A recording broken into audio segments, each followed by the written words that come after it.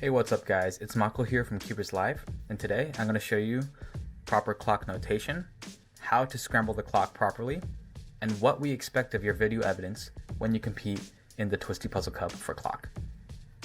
So first I'm going to describe the different types of faces. This is going to be the UR face, upper right. This is going to be the DR face, down right. This is going to be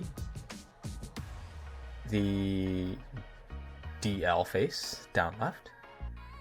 And this is going to be the UL face, upper left.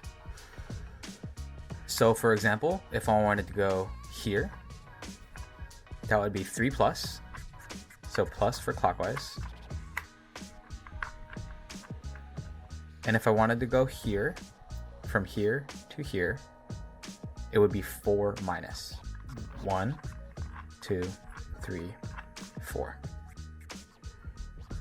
Next, I'm going to show you how the scrambles for clock works. So, the scrambles for clock is going to point you in a clockwise direction when you're scrambling your faces. You're going to start from the upper right. Then you're going to go to the lower right. Then you're going to go to the lower left. And then the upper left. Afterwards, it's going to ask you to scramble just the upper faces. And then the right faces. And then the lower faces, and then the left faces. Afterwards, it will prompt you to do all faces on this side in a direction. When you're done with that side, you're going to do a very similar thing on the opposite side of the clock. You want to do a Y rotation, and then it's going to prompt you to scramble your up faces, just like before. Your R faces. Your D faces. And finally, your L faces.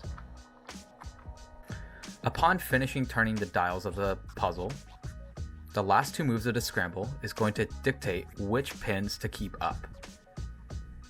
For example, if the last 2 moves of your clock scramble is DR and UR, it's telling you to push up and keep up the pins DR and LR while keeping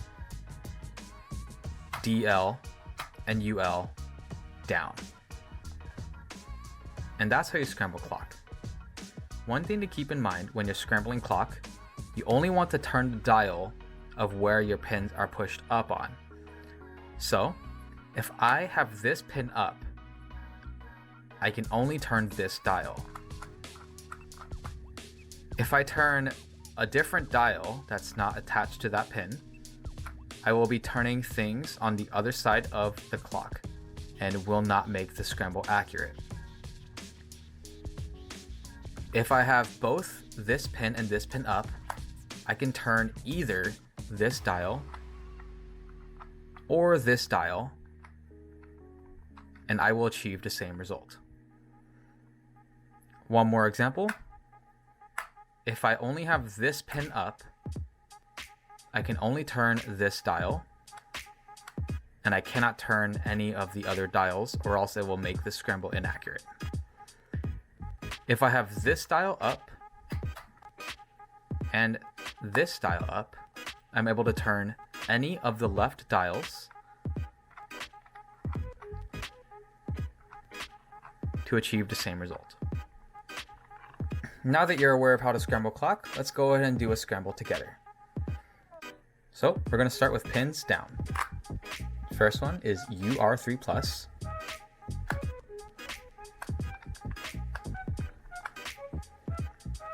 Second one, DR0 plus. Third one is DL4 plus.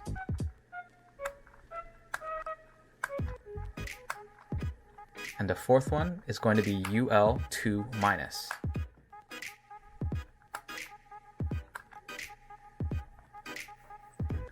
Next is going to be U4 minus.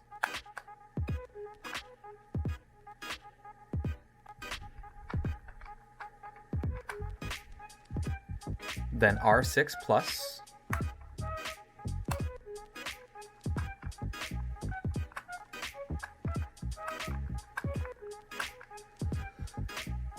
Then D3 plus.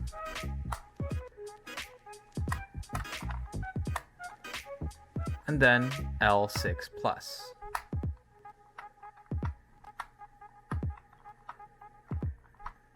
Finally, all 0 plus.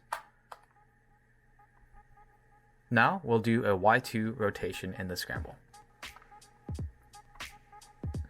With all my pins down, I'm going to start with U2 minus, so I'm pushing those pins up. And then R5 plus.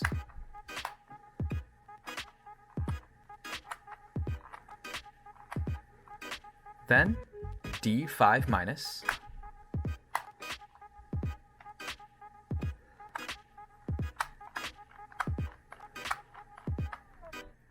Then L1 plus. Finally, we're going to end with the dials on all 3 minus. So push all of them up.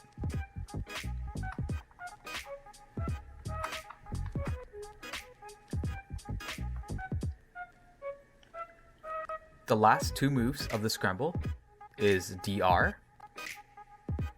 and DL. So these pins on top are pushed down.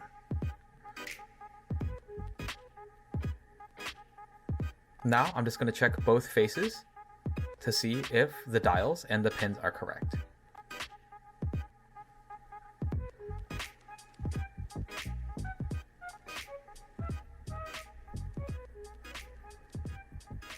Alright, this looks good, and we can go ahead to begin our solve.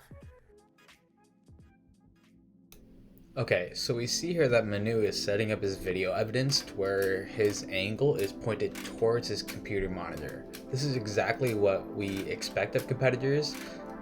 Even though we're holding a different event, we still want to hold the same standards of the angles. Now Manu is doing his scramble, but he's going to do something a little bit different. He's going to blatantly show the camera the scramble because we're unable to verify all the faces from far away and all the pins as well. As you guys can tell, Manu is using an abnormal cube cover due to the clock's unusual shape. In this case, Manu is using a piece of tissue paper, and basically whatever you can find that can hide the front, the back, and the sides of the clock while allowing it to stand upright will work for us.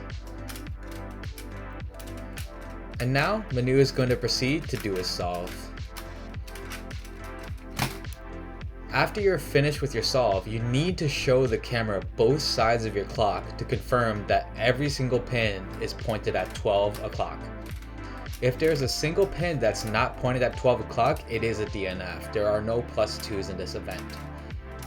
Due to the requirements of the scramble accuracy, as well as it being very easy to DNF clock, this is why the video evidence for clock will be much more stringent than most of the other events in the Twisty Puzzle Cup. We hope you guys understand this, and hopefully with this newfound knowledge or reminder of what to do with clock, we hope you guys will have a fantastic time competing in it in the Twisty Puzzle Cup. Now let's go ahead and enjoy Manu's final solve.